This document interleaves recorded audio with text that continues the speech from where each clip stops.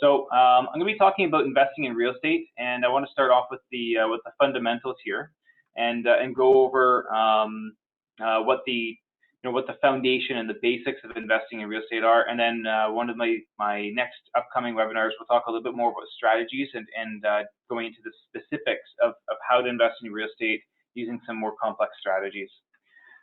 So investing in real estate. The first thing that I wanted to really talk about is how to do that and how to set it up, but primarily why invest in real estate. 90% of millionaires made their first million investing in real estate. So, most people that have become a millionaire did it through real estate in the beginning. Now, a lot of them may have built their wealth after that first million using other vehicles, but a lot of people made their first million in investing in real estate. And one of the main reasons for that is the power of leverage. So I want to go over and illustrate exactly how leverage works. So here's an example. If you bought a rental property with 20% down, that means that you're putting, if it's a $500,000 property, you'd be putting down $100,000. And the home, if it appreciated by 3%, that means that you've made $15,000 in appreciation. Now, it's appreciated by 3%, but your return on investment is actually 15%. The reason for that is that you only put 1/5 of the property value down. So every 1% of appreciation represents a 5% return on your money. Because in this case, the cash that you use to buy this $500,000 property is only $100,000. So if you made $15,000 on $100,000, that means your return on investment is $15,000, which is 15%. Another cool example here, to go in the other extreme, is buying a personal residence, which you can do with as little as 5% down. So in this case, if it's a $500,000 property and you put $25,000 down and the home appreciates by 15%, what's your return on investment in this case? It's 60%. And that's again because you made 15 grand on your $25,000 investment. So if you're buying your personal residence, every 1% of appreciation actually represents a 20% return on investment, which is a really, really high amount of leverage that's impossible or very, very difficult to achieve with any other investment vehicle. So we want to look at how your investment returns break down and where you make your money in real estate. There's usually 3 different ways that we look at, which is cash flow.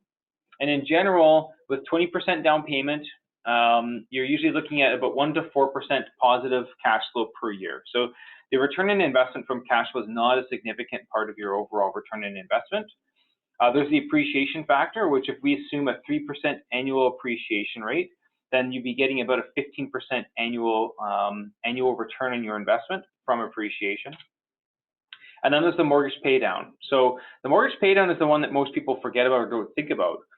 Here's an interesting point. If you just had a rental property, we had no cash flow and no appreciation, just having the tenant pay down your mortgage for you would represent about a 7.5% to 9% return on your money. Now, this is usually where I do, when I do public speaking, I usually ask the room or ask the audience who in the audience is getting a 7.5% to 9% return on their investment per year in their stock portfolio or whatever other investment vehicle that they're using. And there's always about 1 in 50 people put up their hand. So not a lot of people are able to get even just the mortgage paydown aspect of the return on investment that real estate offers.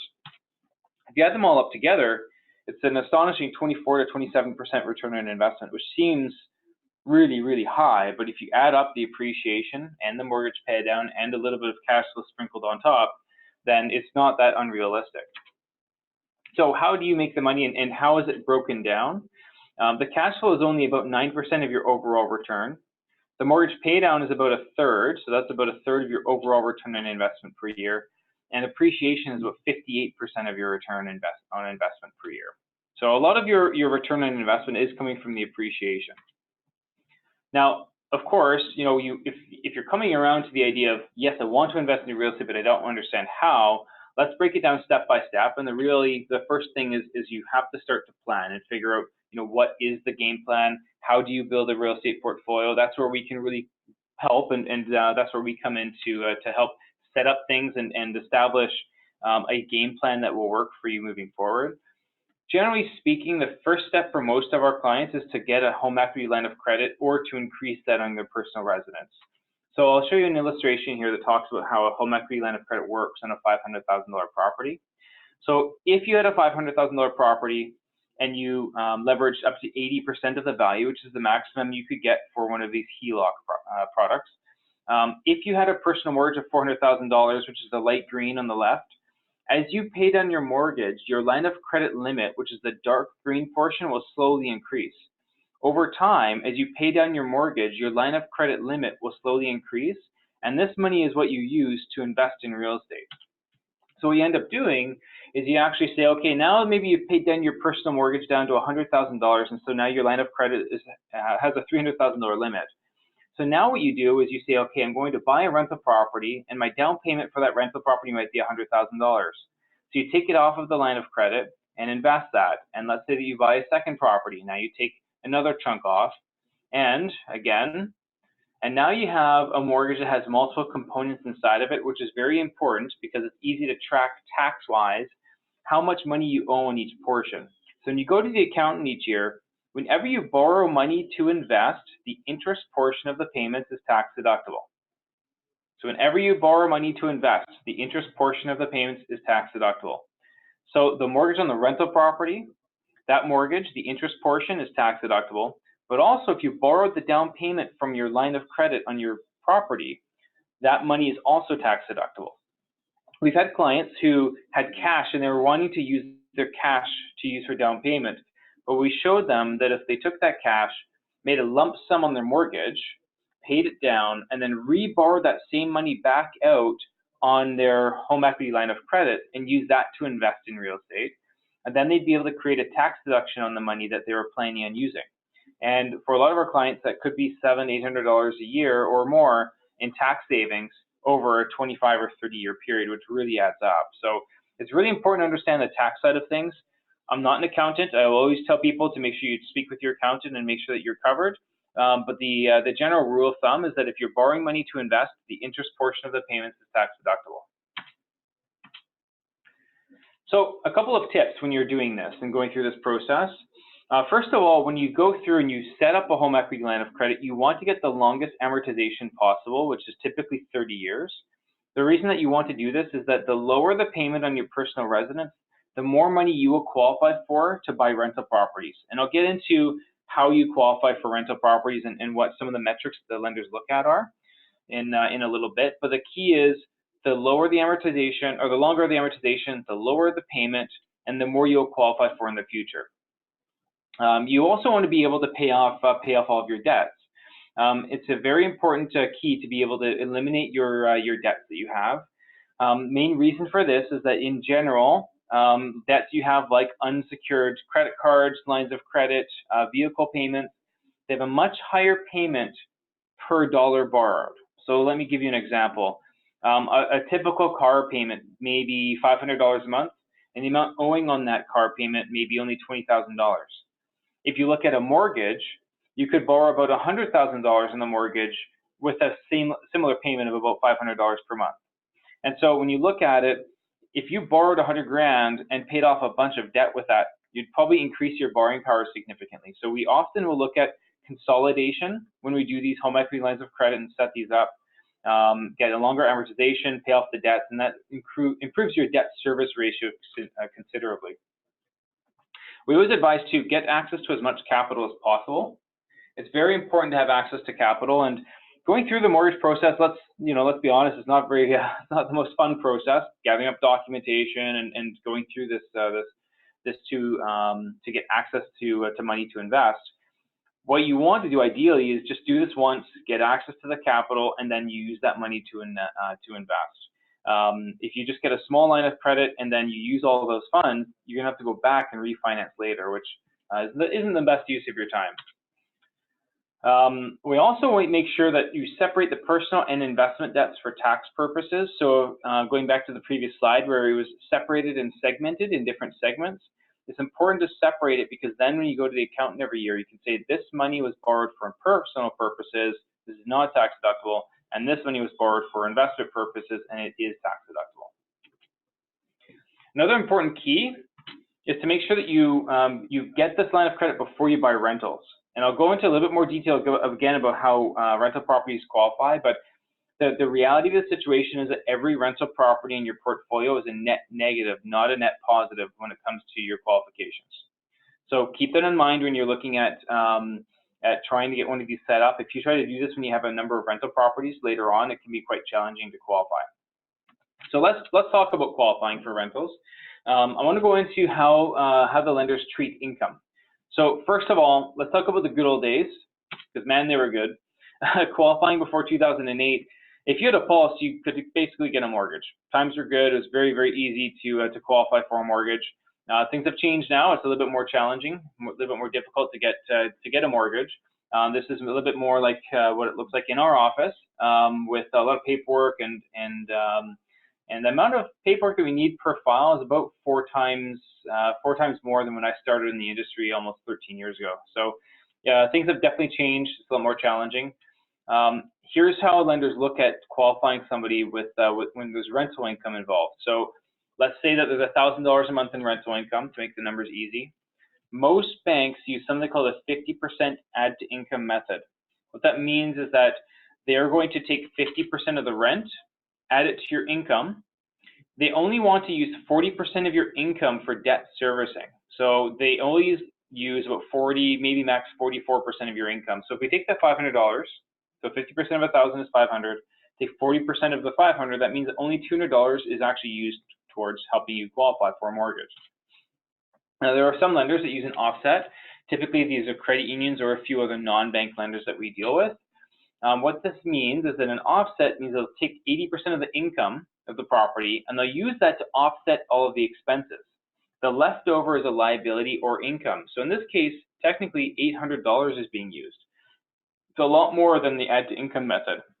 One of the cool things of the offset is that in theory, if every property in your portfolio, if 80% of the income covered all the expenses, in theory, each property that you own would be a zero net impact on your debt servicing because they would zero out. With the add to income method, no matter what, because you're adding a number to the top line for the income and you're adding a number to the bottom line for the liabilities, every rental property is a net negative on your application. So it does definitely get into a situation where it's very challenging to build a real estate portfolio. One of the methods to continue to grow it, which some banks use, is called a DCR. It stands for debt coverage ratio. And the way that they look at that is they want the portfolio and the property that they're financing to be at a 1.1 to 1.2 DCR, so debt coverage ratio. What that means is that the income is 1.1 to 1.2 times all of the monthly expenses.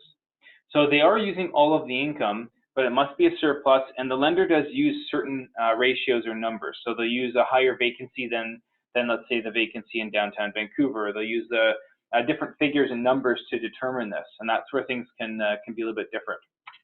This is what a DCR spreadsheet actually looks like. This is a client of ours that we've worked with to purchase a number of properties, and you'll see that their debt coverage ratio on the right-hand column there is quite good.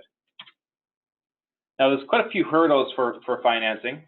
I'll go through a couple of the details and things that you're going to find every application you need to address. Number one is obvious. It's credit. There's definitely going to be a magnifying glass to your credit when buying rentals. The portfolio loan to value. So they're always going to look at how leveraged are you. If every rental property in your portfolio is leveraged up to 80% financing, then that's a concern for the bank. The property is always a concern. They want to make sure that they're lending on a property that's in a marketable area and is in a marketable property itself.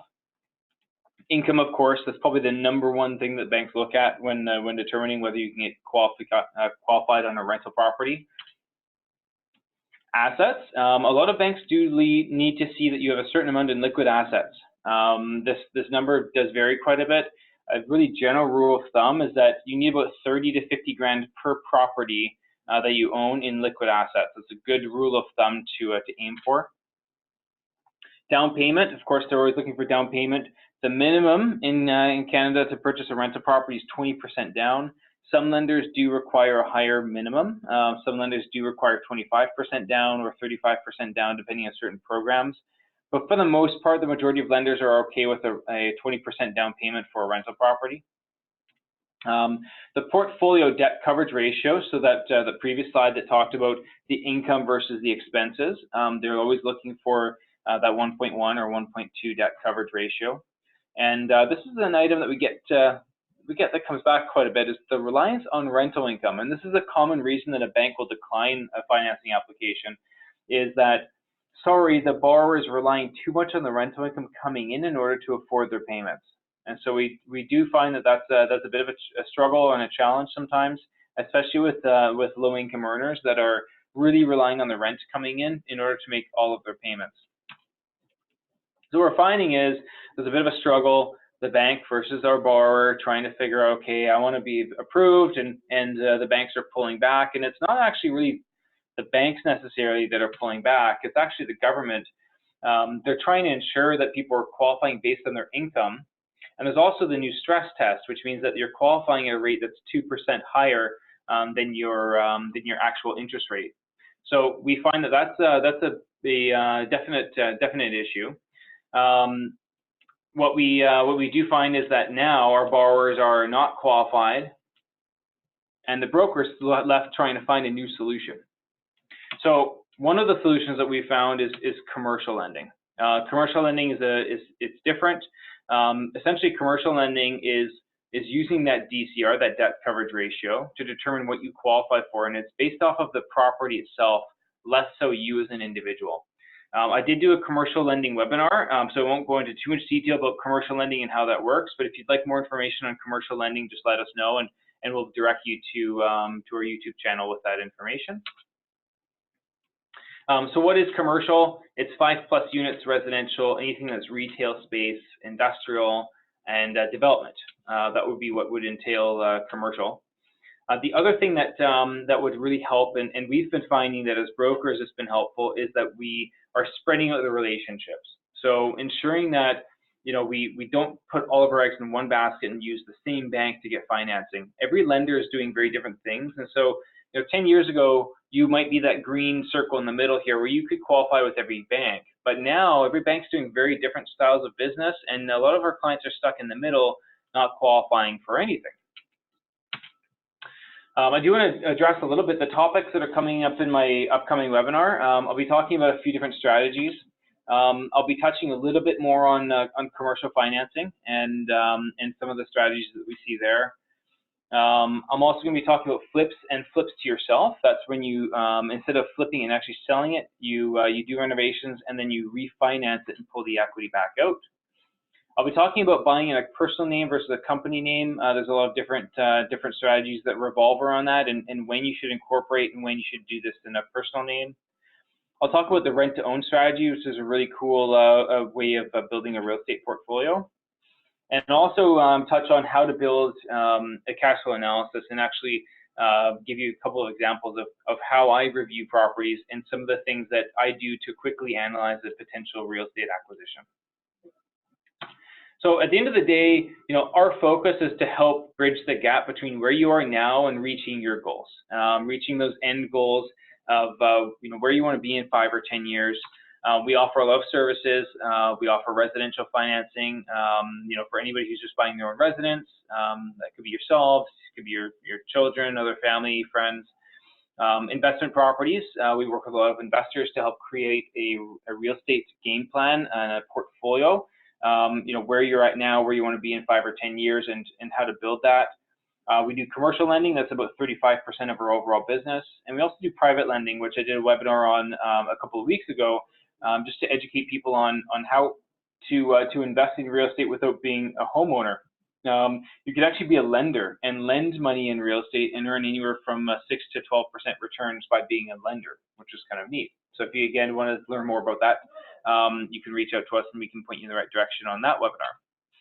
I also was recently a best-selling author for my most recent book, Rockstar Real Estate Investing. You can find it on Amazon if you want to read more about some of the strategies that I'll be talking about in the next webinar. Very cool book, very simple, and the structure was designed to make it an easy read so that people can understand how to invest in real estate without going too complex with things. Also, if anybody's interested, I have a cool cash flow analysis spreadsheet. This is an Excel spreadsheet, and you can email us and we'll send you over a copy, but it'll actually allow you to punch in the purchase price, the income, the expenses, and it'll tell you what your cash flow is, your return on investment, and a number of other factors. So you'd like a copy of that, you can message us or go to our website at www.greenmortgageteam.ca. I have a quick FAQ with a couple of questions that are very common. Number one is, can I use my HELOC for other investments? The answer is yes. You can invest in real estate or other investments using your home equity line of credit. So it doesn't have to be just real estate. What is the minimum down payment for rental? And that is 20%. So the minimum down payment for rental is 20%. Buying an owner-occupied residence or a second home is as little as 5% down. Are the rates different for rentals than residences? The answer is yes. Many lenders do charge a small premium for rentals. That's anywhere from 0.1% to 0.25%, depending on the lender.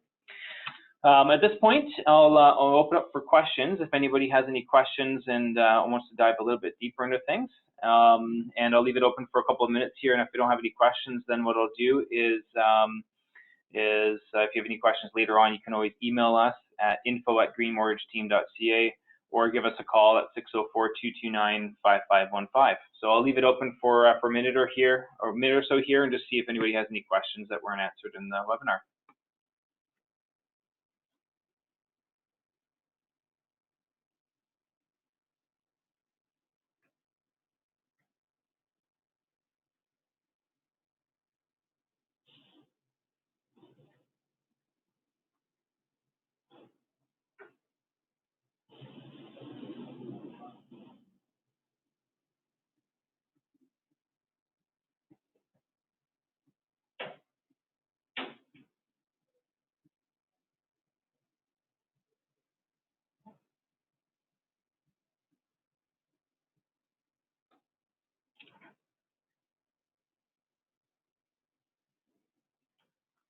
All right, it looks like there's no questions, which is great. Looks like I've answered everything. If anybody has any questions, please feel free to reach out, and I'd love to hear from you. Thanks a lot. Bye now.